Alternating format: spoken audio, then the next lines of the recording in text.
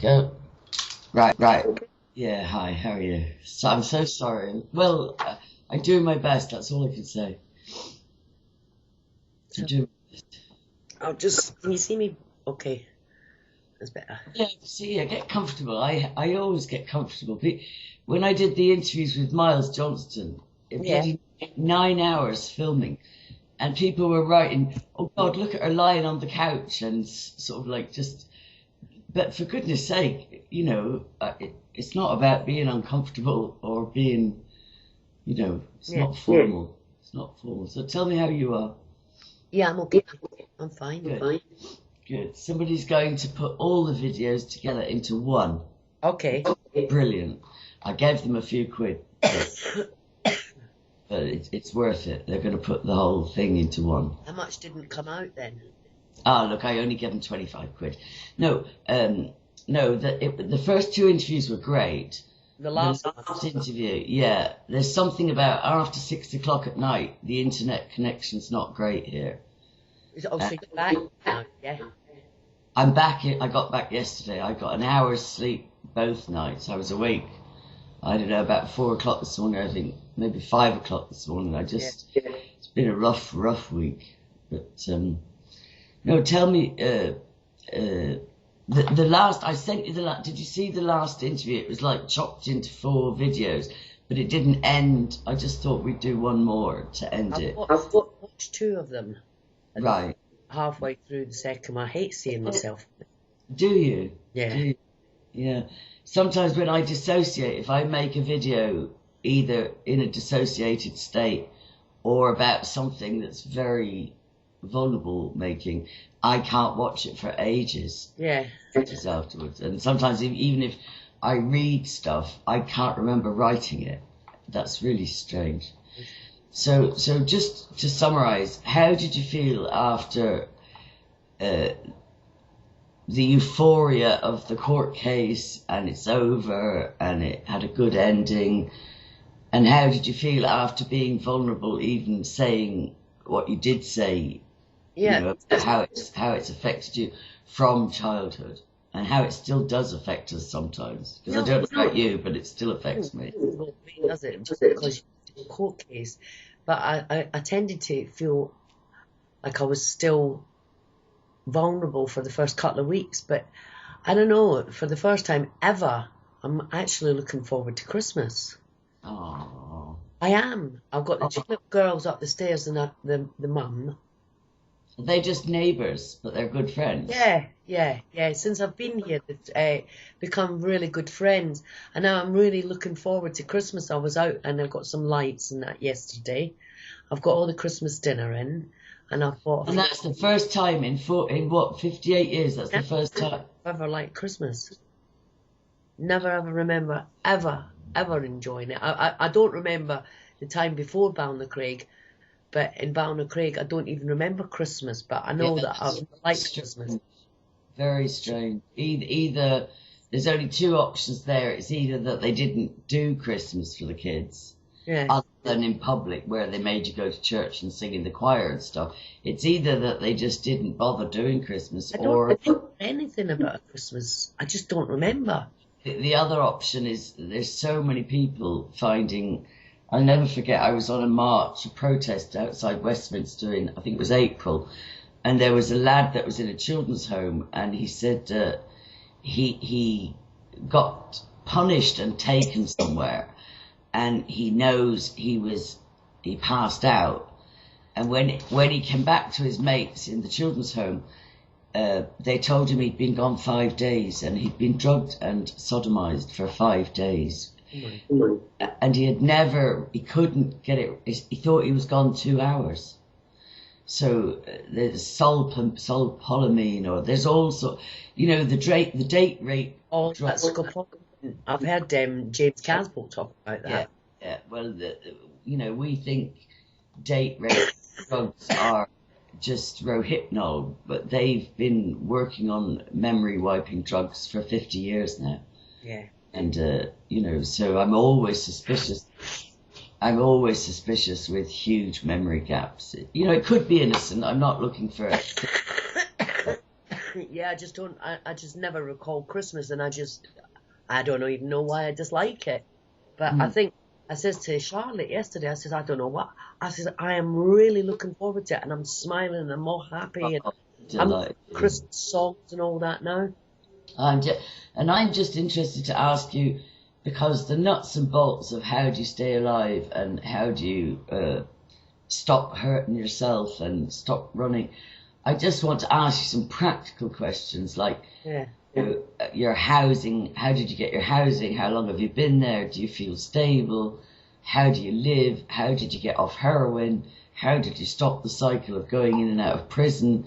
Just like just the nuts and bolts of how have you got your life to work? Well, basically, How have you survived and what have you done because you're doing great. I hope you know you're doing great. I mean, every survivor to me is a walking miracle. oh yeah, I mean, I've totally changed my life. When my father died, just before he died, I was like in bedsit land, and then when he died, I sort of went back home. That was my marriage had split up, and I didn't even know you'd been married. yeah, I was married to a Muslim guy, and he was a hypocrite. He wanted me to practice his religion, but he never practiced it. Yeah. And I just couldn't take any more, so I left because a relationship I've been in, Was that in London? yeah, but every relationship I've been in has been an abusive relationship of some Yeah. kind. Just like moth to a flame. How long were you married for? I was married, and I was with him and married for 4 years Yeah, altogether. marriage lasted 10. We don't do commitment, do we? We don't even do choosing well. It's not even a matter of not staying in a relationship. It's choosing a healthy one in the first place. We just never had the self-esteem to say, yeah, a healthy relationship, that looks like a healthy. We didn't have that radar to even choose that, did we? No, no, I just think it's just basically being unworthy of yourself, isn't it? Really, when Yeah, you like, if you're used to being treated badly, then it's just familiar. yeah, of course. If they're not jealous of you, you think they don't care about you. If they're not hitting you, Yeah. they really don't care about you. It's terrible. What age did you get married and what age did you get divorced and when did your dad die? I was 36 when I got married. Interesting. My dad died when I was 39. And then Right. but just before I got married, I was dabbling with cocaine. I'd come away from heroin, and And how you say that lightly, how did you get off heroin? That's not easy. I just stopped. I just went home to Scotland and just roughed it out, You really. didn't get methadone, you didn't get counselling, you didn't go to rehab. No, Wow. no, I didn't. I'm really sorry. I woke up with a cold. Oh, don't worry. Bless you. Don't have a cold for Christmas. Well, I think I'm going to get one. Well, I hope I've not got it for Christmas yet. Go, because take loads of vitamin C, because if it's the first Christmas you've ever I've got looked loads for, of orange juice at the moment. yeah, I'm not going to have you sick. But anyway, yeah, where was I? So, Said you got married at 36 and your dad died at 39 and at 40. Was it you left the marriage? yeah, I left. And Yeah. my sister in Scotland and my mother, they'd found a little flat for me. So when I went up there, that was it. I'd stayed. Well, that was nice. It was nice of them to get you housing. Well, it's a control thing on both their parts. It was a control thing, really. You look at it later. It was lovely. Yeah, I'm glad that they did do it. And they were there for me. So I went home, and basically my mum was ill then, and that's when I started to nurse her through, because she had cervical cancer and everything. And the rest of them was all working. I was working, pardon me, but I used to go into my work about 4 o'clock, then start that job, finish there, go up to the cinema, do that job. My work was finished at 9:30 in the morning, so then I would look after my mum. So many survivors end up being the carers of the negligent or abusive parents. Even that's more low self-esteem. I know it's a good thing to care for your parents, but you'd be amazed how many survivors I've spoken to that said, oh yeah, I was the one the others were all busy or had their kids or their jobs, and it was left to me. It's strange, strange. Yeah. So by going back home to Scotland, you got clean, but you were still messing with cocaine, but at least you got off heroin. Scotland, that was to come away from the cocaine. I was on cocaine for about 5 years. And I went home to Scotland and that stopped. It all stopped then. Wow. And I just looked after my mum and I've been free of it ever since, which I was up there for 16 years. I went back home for 16 years. But I nursed my mum for 10. Oh my gosh. Yeah, she was going in and out. It was kind of handy having Beth come home, wasn't it? I don't mean to sound cynical. No, it was. And it was like, when I went home, remember I hadn't been there since I left at 16. So going back at 40, God, I'll tell you what, I had some wars up there, really did. And I didn't speak to my sister for 2 years. I fell out with my sister. She slept with my husband. He came up to get me to go back. And I found him in her bed. Oh, God. Anyway, so I didn't speak to her for a couple of years. And it was just getting to know what my family was like again. Seeing it with adult eyes now instead of the child. Was always made out it's your fault, it's your fault. I loved them, but there was lots of my sister. I loved my sister, and there was nobody like my sister, really. But she was in a. It's your half sister, the younger one. No, my big sister who died. Sister, she's dead as well. Yeah, the one that was abused, but she was very harsh on me, really, really harsh. Is she the one that slept with your husband? Yeah. She dead now. Oh, she did. She all through her life she done naughty things to me all through her life. Yeah, it's interesting as well. I gave her because I had her put on this pedestal, but then when I went home, I realised, God, I gave you more credit than you were worth. And is she still alive, Beth? I'm sorry to ask you. She died of cancer. So both your mum and your sister. My mum died after me nursing my mum. I was brilliant at palliative care. And then my sister, 3 months later, was diagnosed terminal. So I nursed her for 17 months until her death. But I knew, well, she actually said it to me at one point, because I said to her, Kath, God, I wish it was me, because I've got no kids. And you've got everything to be here for. She says, I wish it was you as well. Yeah, but I can understand. You'd want to wish it on anybody, wouldn't you, except for yourself? I think that's just the human thing in people. You would want to wish it on anybody. But I wouldn't say that to somebody. No, that's a bit harsh. But harsh. Kath was very much like that. She didn't give a shit. Oh. I put it down to, because she was so damaged. When she was 5 years old, my grandfather was interfering with her. So she was so fucked up and damaged that I don't think she was aware of how cutting she could be. Yeah. I think. Try to understand some things. I don't look at something negatively. I look for a positive, always in a negative. I always have done. And that's my positive out of it, is she didn't know any better because she's been hurt since she was 5 years of age and she had no outlet. And she's not let go of it. It's festered inside her. It's turned into a cancer. It does. I've seen that happen, and I think because I'm wrestling with anger, with rage, and I've seen it kill people.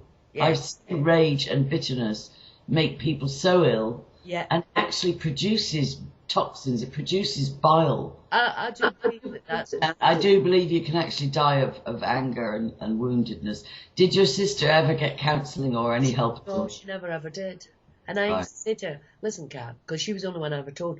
I said, come on, I'll go with you. I wanted her to get a little bit of help to sort of get a little bit of understanding. But for such an intelligent, and I mean highly intelligent, she was the dux of the school, at school till she was 18. She wasn't really that smart. Yeah, no, there's a disconnect. I think I done a lot of research on this thing of if you're traumatized particularly before the age of 7. But if you're traumatized before the age of 12, the downside is it splits your mind and your personality. But a strange upside is it changes the brain pathways, and you're able to access more of your subconscious mind than people normally do. Yeah. And that's one of the reasons why they used to do it regularly in the public boarding schools and in the establishment, because it creates genius. One of the side effects of traumatizing children before the age of 12 is it makes their brain pathways go deeper. And so on the one level, you find all these survivors that are incredibly bright. So that's why I'm a bloody genius then, is it?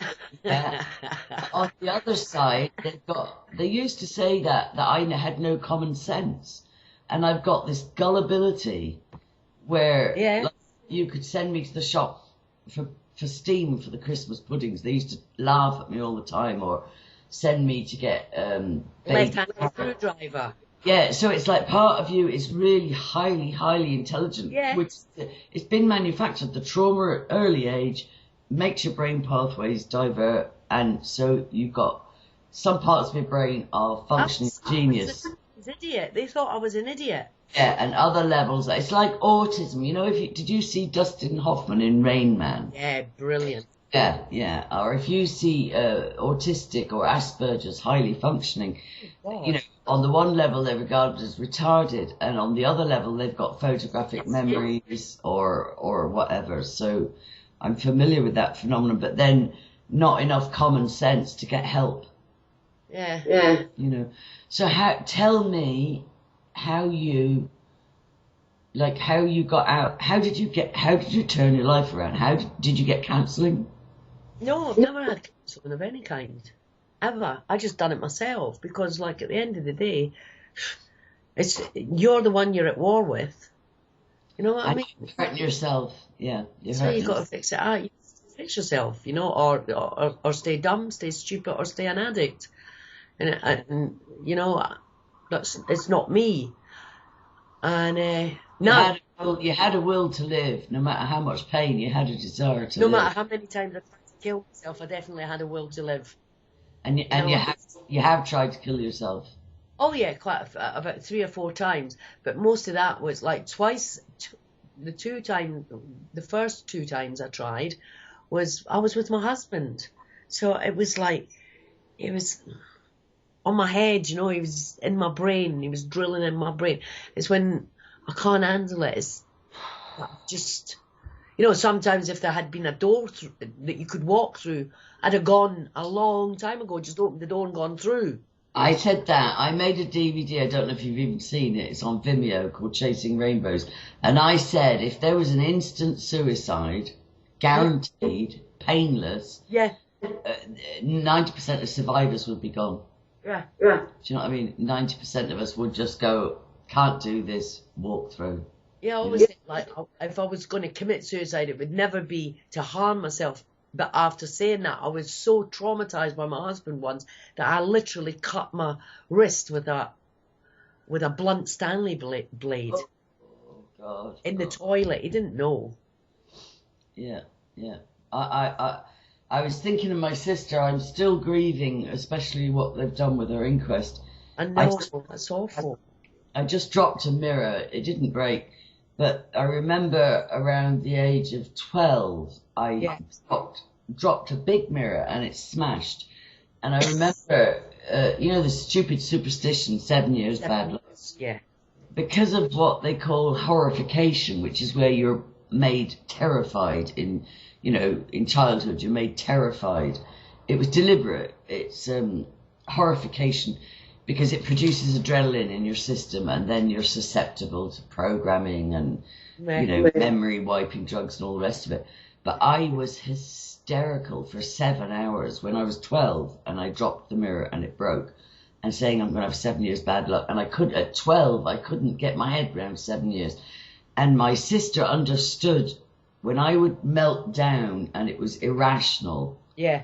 And then another time I was going to take an overdose because I liked a boy and I made the mistake of inviting him home, and my mother was very addictive at the moment. at the time. Can't remember if it was Valium, Librium, or alcohol, but she was kind of like, and the house was a mess, and he dropped me after he visited at home, and I was so devastated, and I had a handful of pills, and I went like that and threw them in my mouth, and my sister that died ran in and grabbed them off me and made me sick, you know, like. So even though she had her cruel ways, like your sister, your oldest, very cruel ways, right? If you watch the Hampstead videos, and Gabriel and Lisa talk about how they were taught to be nasty to each other. That's part of the training, is to knock any love or empathy out of you. So they were given homework, like you have to hit your sister enough that she bleeds. You have to smash her head against the floor or whatever. Yeah, and I relate to that, because the cruelty between us siblings is still to this day horrible. But Fiona in particular, like, she's the one that grabbed the overdose off me, and she's the one that understood when I screamed for 7 hours hysterical, and she's the one that I went to a fair and went in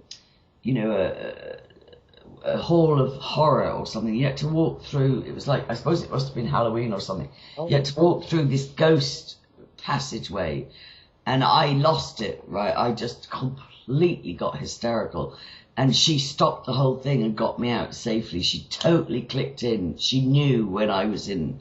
Yeah, my sister was like that as well. Yeah. It's very tuned to me. So that's probably why. It's shared pain. They know what's been done to your mind with all that. Oh, yeah. But they can also hurt you deep because they know you so well. Oh, yeah. Fiona used to steal my boyfriends as well. Yeah. It was regular. My husband wasn't the first guy that she'd done that. I know. It's almost like that sibling dysfunction placed in there on purpose. Yeah. Like, I had a date with a fella, and he stood me up, and turned out he'd met my sister just round the corner. She found out I had a date, and I was excited about it. Yeah. So she got a date with him and got him to meet her, and that was a big success story to her, you know. So the sibling thing, the brutality was programmed. It was put there. Yeah. You're supposed to hate each other. So you didn't have counselling. You didn't have methadone.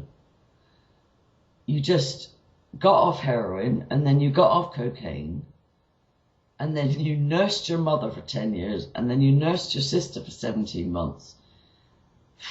It's mind-blowing. And you left an abusive marriage. Yeah. You dealt with not having children. Oh, right. So when I went up to Scotland, after doing everything here, heroin and all that, went home to Scotland, started to meet my family again after so many years being here. It was just sporadic, I saw them. I got back into heroin again. Oh, wow. Because I couldn't handle what was going on. So, and plus I was in another relationship, and he was a womanizer and another abuser. I actually stabbed him.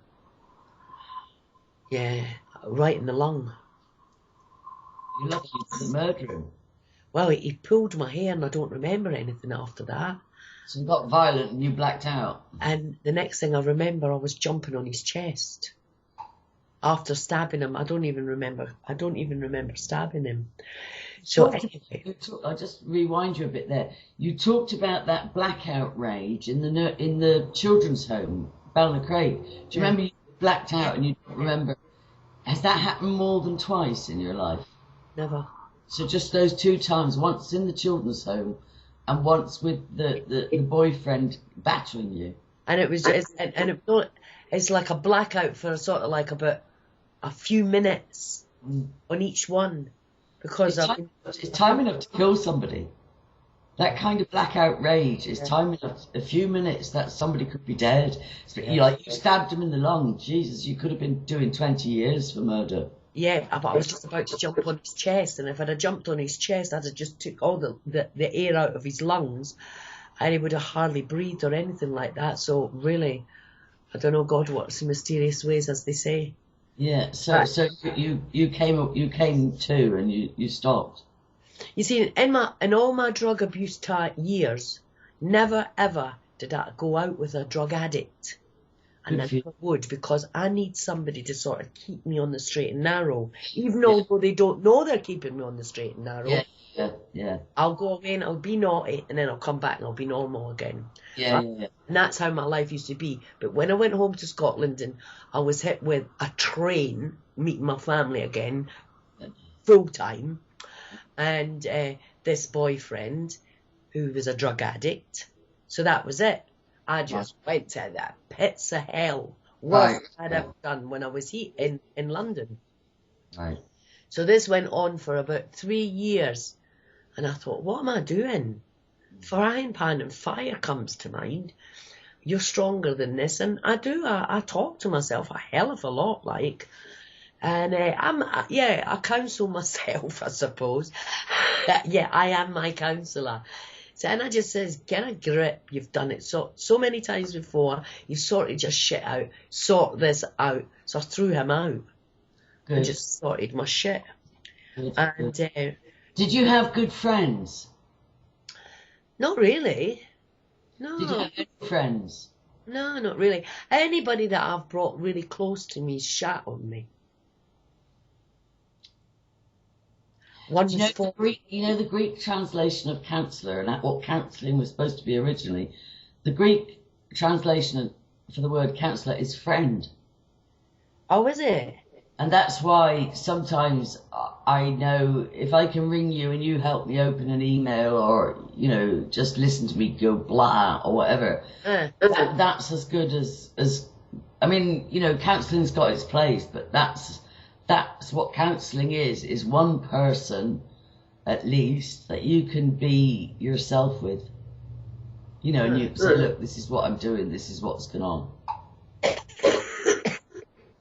Did you talk to Kath? Was there anybody that you could really say? I mean, Kath knew everything about me and all that, and sometimes when she was drunk, which was quite often, because her abuse of her body was with alcohol. Mine and my brother's was drugs. Drugs. She used to sit there with her glass telling us how bad we were because we were drunk. And I said, you ain't no different to us, because you can go into alcohol are the respectable addictions. You're not better than us. Yeah. And this was the war between the two sisters and the brother. Because out of our dysfunctional family, me, James and Catherine, we had a crutch. James and mine was drugs, hers alcohol. Another crutch, I don't mean to interrupt you, but another crutch, because it makes me rage at people pointing fingers about addictions, is workaholism. I've seen people and they are as much lunatics about work. I can't do this, I've got to work. I can't do this, I'm working late. I can't do this, I've got to work. Work. It's just as much an addiction. It is every bit as much. Get away from whatever problem it is they're dealing with. It's like your dad's way of dealing with your mother was to go away to work and stay in a B&B. It's like it's the same result. You're not engaging with your children. You're not engaging with your relationship. He went on courses so they didn't have to stay with her. It's avoidance. Whatever addiction it is, it's just not as obvious as heroin or cocaine or whatever, Yeah. Anyway, so you got rid of him. And that now your mum's dead, your dad's dead, your sister's dead. How did you process all the bereavement? Oh, God, it was bloody hard. It was really hard. And I would say, when Kath died, that she was like my mum anyway. But when she died, I was a bit angry with her. Besides being distraught, I was a bit angry with her because she'd done everything for me, Angela. Not that I couldn't do it myself, but it was easier to go, Kath, fix it. And she solved it for me, It was just my running away. I've always had that, go away, put your head in the sand. It's not, if you don't see it, doesn't happen. Yeah. That kind of attitude. I can fix anybody else, but when it comes to me, my head was in the sand. So when she died, I didn't have anybody. Nobody.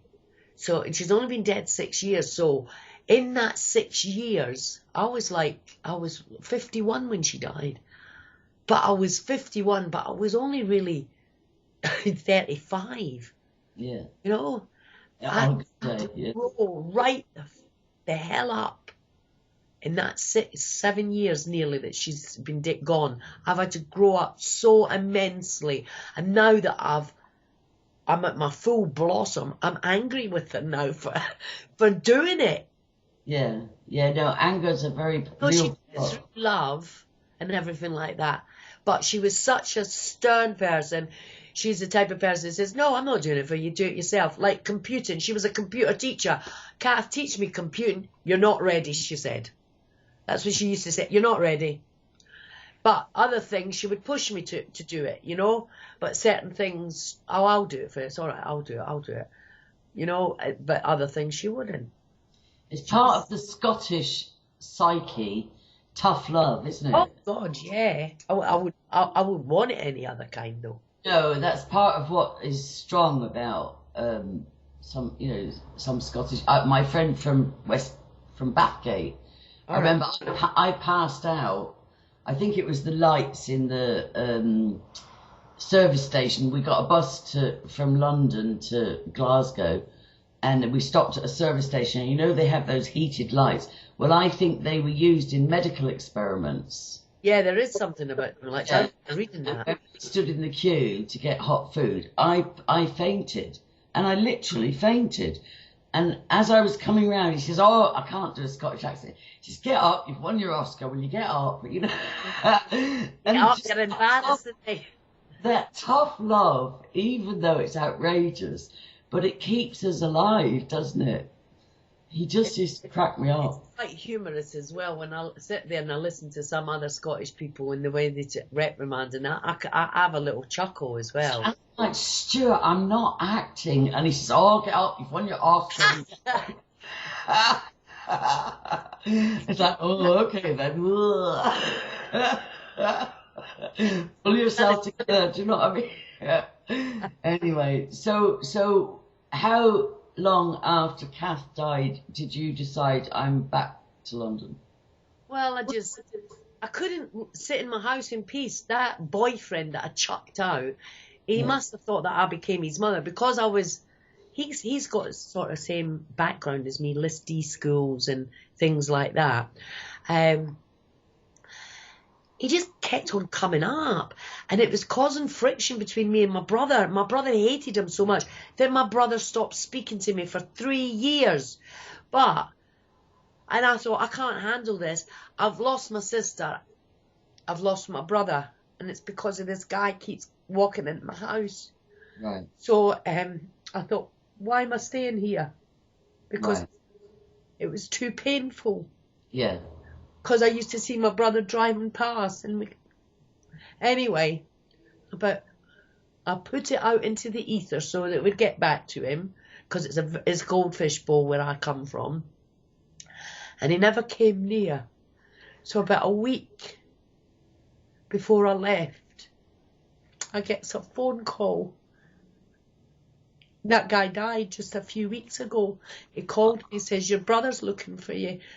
I went, "No, he's not." He says, "Yes, he's just left my house."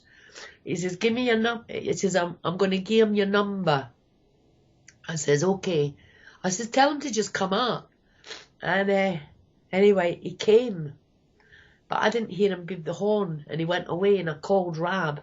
I went, "Rab," I says, he knocked, I've just seen his lights go. I think it was him. Anyway, he says, "Don't worry."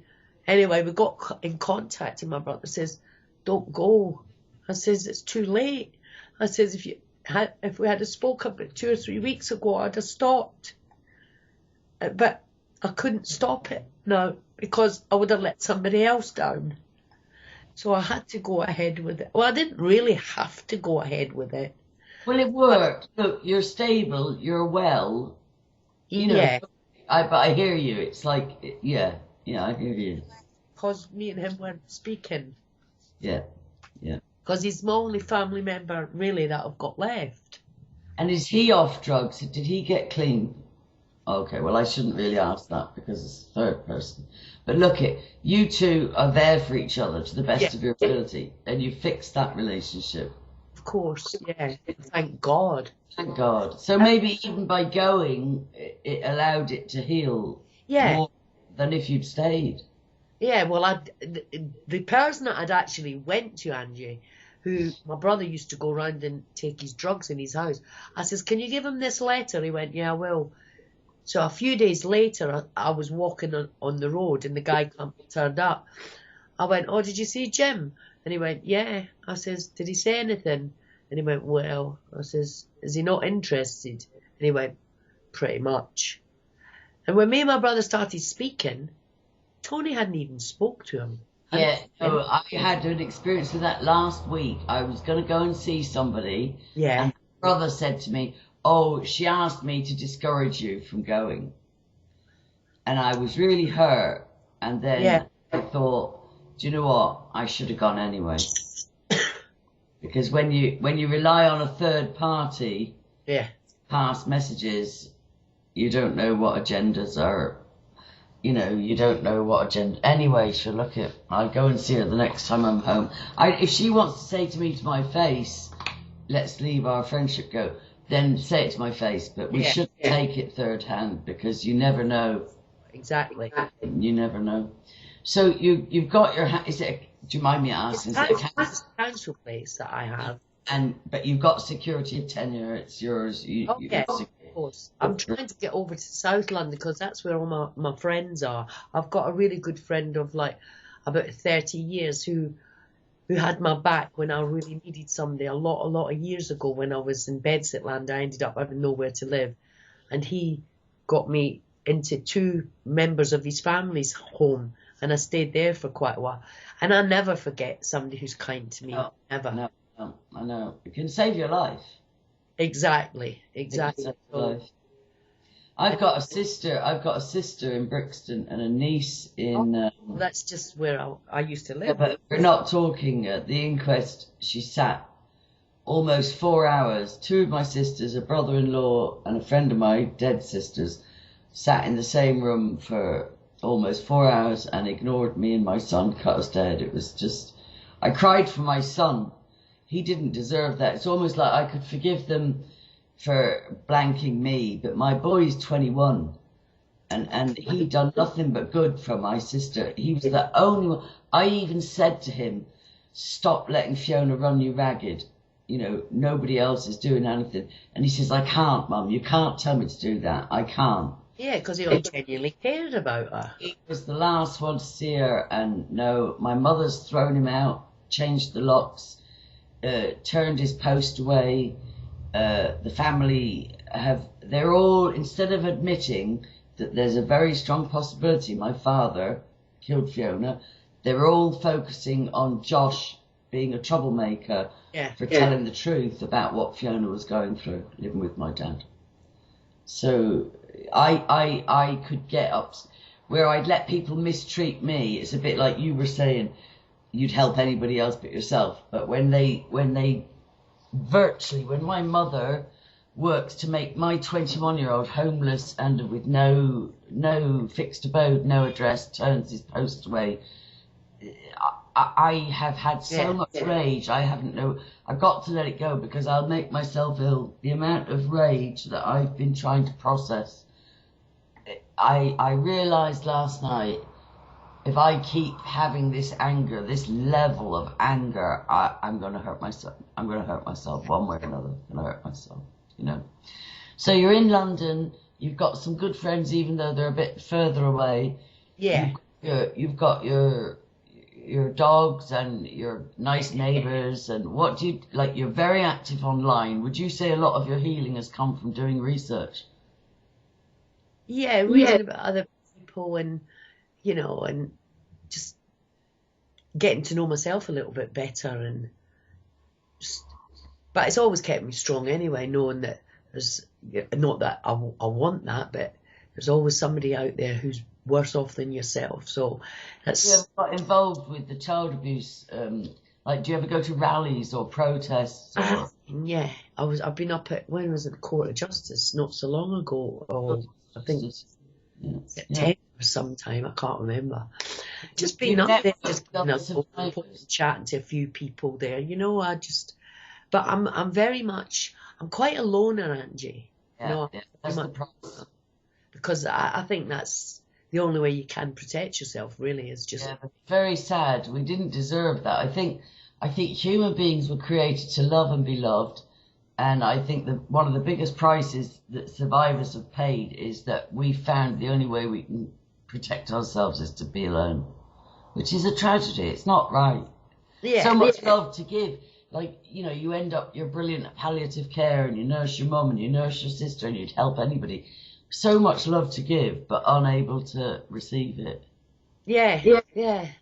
Anyway, And so and look, also I'm terrified of rejection. So if, rather than let people in and they reject it, I don't let them in. and do you think the drugs would ever get to you again? No, I can't be asked. Fair play.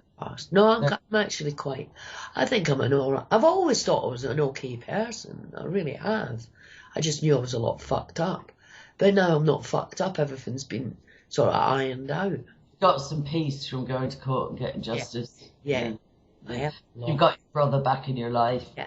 to the best of his A lot ability. of positivity. I'm looking forward to Christmas, something that's never happened. Do you stay in touch with your nieces and nephews? Like, some of your family had children. Yeah, well, my sister's oldest son, he's coming down over the holidays. He just lives up between Birmingham and Oxford. He's coming down, so that's only an hour away.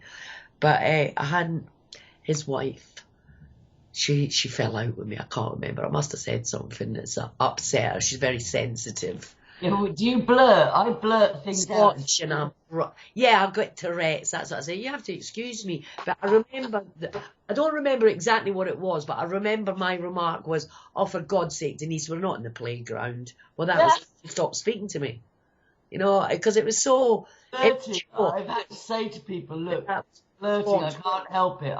It's like if I'm tired or stressed. I was at the wake for my sister with the dead body with the open coffin, Irish style, and my two nieces were there, Gemma and Alana. They're like 21 or 26 or whatever. And I says, I'm not going to stay all night with the body because I know myself, if I get tired and stressed, I'll start blurting and saying the wrong thing, putting my foot in it. And they said, oh, don't change the habit of a lifetime. Yeah, some people quite like it, actually. Well, the truth doesn't hurt. I mean, but like, I don't like it because then it's a mess and I didn't mean that. And like, even Ben Fellows got upset with me because I was setting up an interview with him and I just said, look, I don't want to just rehash the court case. I want to go further than that. And he took it the wrong way. It's like, how could I, and I said, look, please don't. People are either going to take us the wrong way and get offended, or they're going to say, okay, sometimes she just says it out. Yeah. There's no harm, there's no malice. I like people. I'm straightforward. I can't be any other way. I can't be any other person. I'm me. But I can take it. I like it. It's like I give it. That's how I want it back. I know, and my best friends are the ones that will say, "Look at Angie, rein it in," or whatever, or I like Stuart saying to me, "Get up, you've won your Oscar," even though I wasn't pretending, but I like straight talk. But anyway, look at so. Do you ever see yourself falling in love with a healthy relationship? You're only 58. We're only chickens. I don't. Don't. Have you really resigned yourself to just you? Yeah. Yes, I'm from 42. Yeah, I did. I decided I liked being on my own. Since I left my marriage in 2001, I had 2 disastrous relationships with alcoholics that were just abusive. And then one with a guy that was just an absolute nightmare from Hollywood. And I just thought, you know what, I'd rather be on my own. But it's kind of sad. Well, of course it's kind of sad. I mean, even my friendships, I've just dropped somebody who was a friend on and off for 40 years because she's an abuser. You know, so I'm a prime target for to come and abuse. So just keep, you know, It's like, me. well, what can we do to get that label off our heads? Like, here I am, walk on me. It's just, Exactly. I think we're too passive sometimes. As yeah, much as outspoken as we are and everything like that, and how we can tell people, you know, the truth about a situation, we don't like to see it in our own situation, and we can't deal with it when it's in our situation. So we blank it out and put up with the abuse. So I don't want to do that to myself. no, no. I'm quite happy the way I am. I know it's content, but it's lonely. I think that, you see, it's content, but it is lonely. It's a big price to pay. You paid an even higher price because no children. Yeah, well, It's like my sister, the one that died. She said I'd cut my hand off to have 3 kids and 2 grandkids. I'd have loved to have children. Now, grandchildren. Yeah. No, that's the only sad thing there is about it. Would you ever consider getting involved to counsel other survivors, or? I would do that in a heartbeat. Okay. Yeah. Okay, so our little dream about maybe even setting up a buddy system between survivors, that no survivor should ever be in court alone. No, exactly. No survivor should ever be like terrified of opening emails or opening posts or dealing with stuff that's scary. There's enough of us out there that, you know, paid or unpaid, Yeah. we can say, look, I'm here. You know, with all my warts and all, I might annoy you and I might let you down, I might delay, but I'm here. To the best of my ability, I'm here and I'll help, you know. Exactly. So I just want to salute you for what you've survived, what you've overcome. I really do. I hope you do give yourself a pat on the back. We came down here, didn't we? Huh? Apparently. We made a soul contract that's what we're going to put up with this life when we come down here. It's supposed to be a soul contract, isn't it? Our life is premeditated before we come here, apparently. Well, it says in the Bible that God, he lines up good works for us to do ahead of time. Like that, the way I describe it to my kids is there's a blueprint, there's a plan for everybody's life, right? But to me, there's a plan A, B, and C. A is the best possible outcome, that you walk in what God's got for you to the best of your ability and you live your best life. Because it says Jesus died, he didn't just die to save you, he died that you would have life, and life in all its abundance, a full life. Yeah. Like, you know, and I don't necessarily have enough joy in my life. I don't know about you.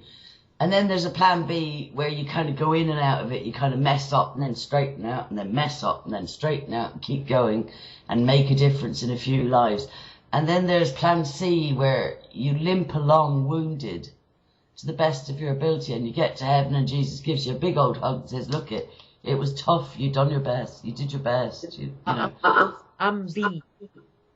Yeah, I'm probably living on B as well. And I want to live on A. I used to say when I really want to die, because I'm wrestling with despair at the moment, but when I really want to die, I used to say to God, if you're going to keep me here, make it worth it.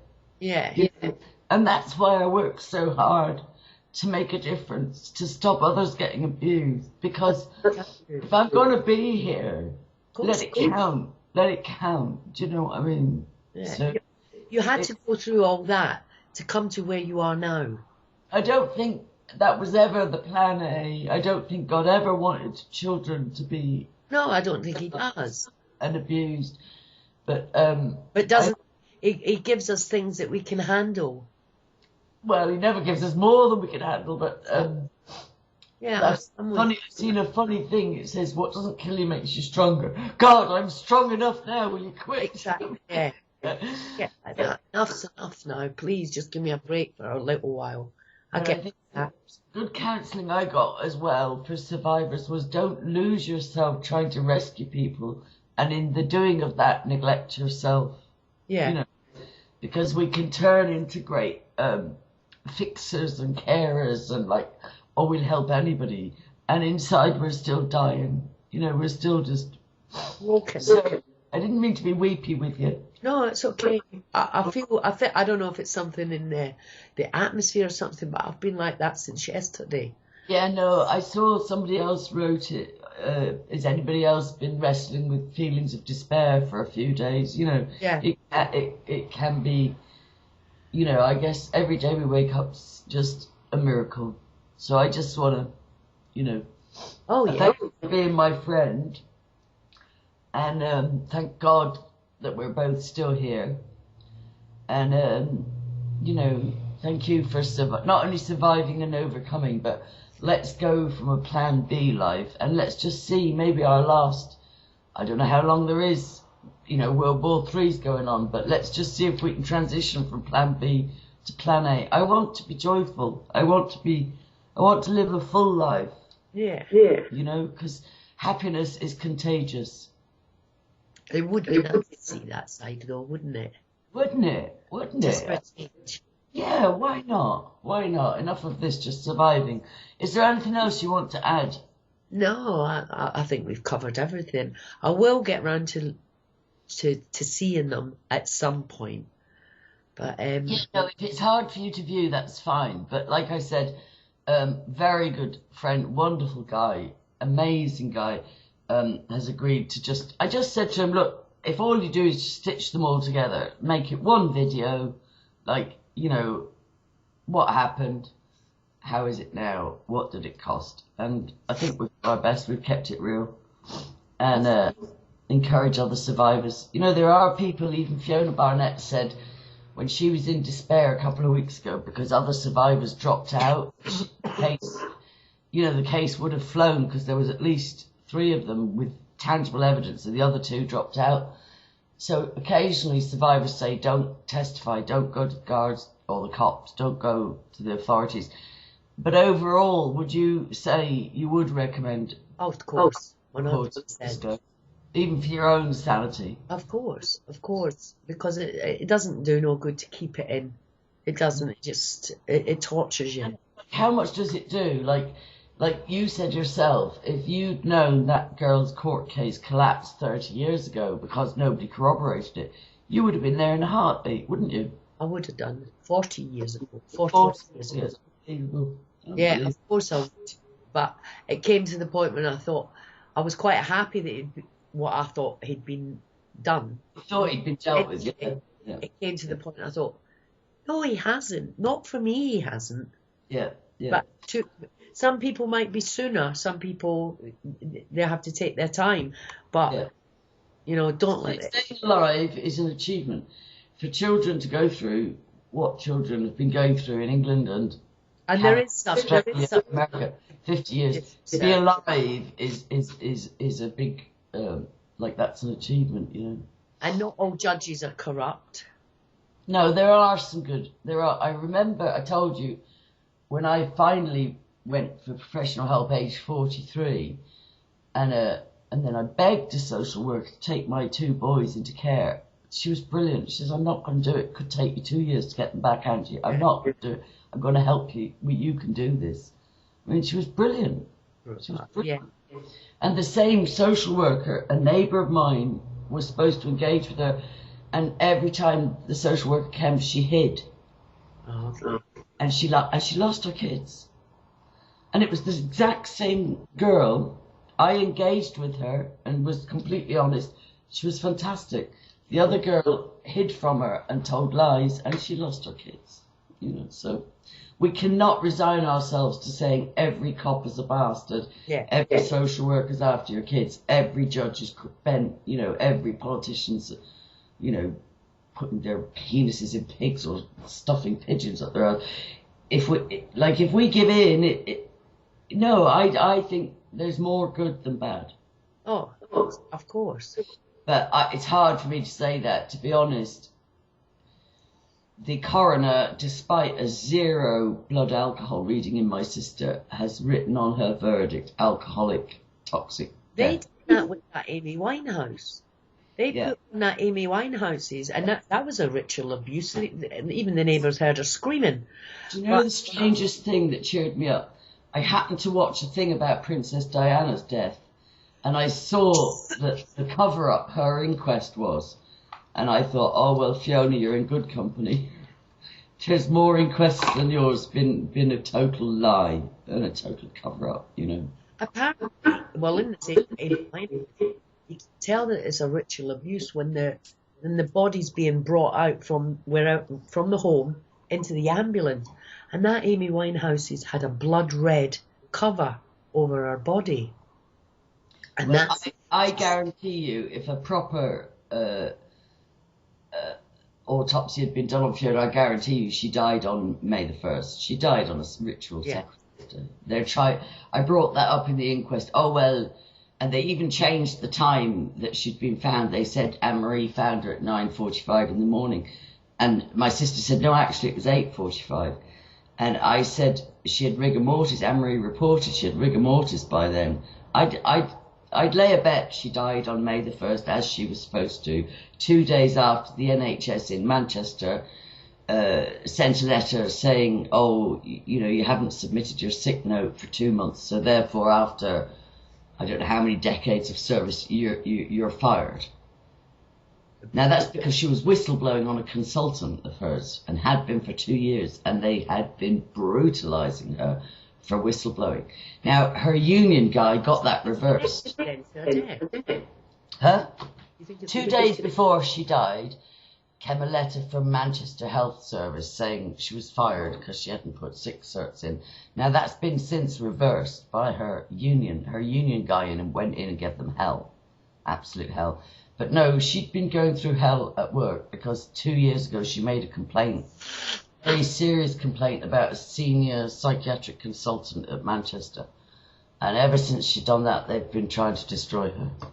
So I don't think it was coincidence at all. I don't think it was. And May the 1st, like a few days before, somebody had posted in the mind control group about the ritual days in Satanic calendars and how they increase the ritual sacrifices and murders around Halloween, around the 1st of May, you know, what's it called, Beltane or something, the ritual high holidays. And I kind of poo-pooed it. I was like, oh, I've got my faith, you know, da-da-da-da. And then just 3 or 4 days later, there she was, gone on May the 1st. No surprise to me at all, no coincidence. 2 days after the letter and she had a complete dossier with all her evidence of why this consultant was doing what she said he was doing. She had supportive documents, she had evidence, she had everything. She had everything, and I swear that. It's connected. Hmm? You think it's connected? Yeah, I do. Yeah, I do. I do. And I'm not going to devote the rest of my life, like Miles Johnston was saying to me in the middle of the night, don't get consumed with this. She's gone, and you can do better things with your time and your abilities. You can help the living. Do you know what I mean? But I believe the truth will come out. I do. I believe God will bring out the truth. Like, you know, her blood alcohol was 0. Her beta hydroxy something or other was 500 in her system. I've asked professionals, they've said, you know, that's agricultural level poisoning. That's like antifreeze. There's no way. And there was no alcohol at all, was there? They were trying no alcohol in her blood whatsoever. So they were trying the same theory as they gave for Amy Winehouse. Yeah. They were trying to say, well, she must have been off the alcohol and then had an odious binge and then stopped drinking 2 days earlier, and then her body created all these toxins. Well, no, that's not true. That's not the evidence. That doesn't add up. No, that's not true. But like they're saying, if I want to appeal the verdict of an alcohol death, despite the 0 alcohol reading, I have to go to a judicial review in a high court. Just, you know, may God deal with them. You know, God says vengeance is mine. Oh yeah. Anyway, I don't want to end on a downer. I thank you. I'll get this uploaded. I'll send it to the video man, and he's going to put it all into one thing, and then we'll just share. And thank you. Oh no, thank you. But keep in touch, okay? Oh, I will. I've still got emails to open. And I love you to bits. Thanks. How come why can't I share any of Graham's posts to anybody? His Facebook is getting seriously interfered with. I think it's because he's administrating in the group. he's been removed from Facebook about 5 times, banned and restricted, and all sorts of stuff going on. It's nothing against you. They're messing with his account. He's not doing anything different other than administering the mind control. Wasn't able to share his post. I was actually writing on one of these feeds, and when I sent it, it wouldn't even go on the feed. No, he was nearly going to quit Facebook because they're messing. And that's why I messaged, please don't need you. Yeah. No, he gave out his mobile number to a few people. I'm sure you've got it, because he says if I've gone, he says they've had me gone 5 times and they've got me restricted now. Here's my mobile for anybody that, don't panic if I'm gone again. It's nothing personal. Just give me a text, you know. Yeah. So let's just finish up by saying that you could be found on Facebook for any other survivors under the name Jockney Rebel. Jockney Rebel. I can be found Angela Power Disney on Facebook, and I also have a closed group where Jockney and I really met, is mind control, social engineering and diabolical experimentation in the UK and US, bit of a long and Australia I should add, and New Zealand and Germany, whatever. But that's not all in the title. Anyway, mind control, social engineering, you'll find it. And another group for survivors called the Faraway Field. And 2 YouTube channels, Angela Power Disney and Angie Power Disney. Have you got a YouTube channel? I don't. Well, if you ever feel to put your story in more depth, and you've figured out now how to do Skype, it's not a bridge too far for you to figure out setting up a YouTube channel. You can make your own videos. You never know who, you might help one person. If you just, like you're doing now, you just set up, I'll help you, right? And just if you feel a need to put something down on record, just make videos. It doesn't cost anything, and you never know, it might make the difference to someone else. Well, if it does that. I'll help you do that. I'll help you. It's a good way of keeping a record. There's too many of us, you know, of course, going to the grave. Like my sister, I'm so devastated that she was coming awake, and she, more than any of my sisters, knew we both had been through so much parallel.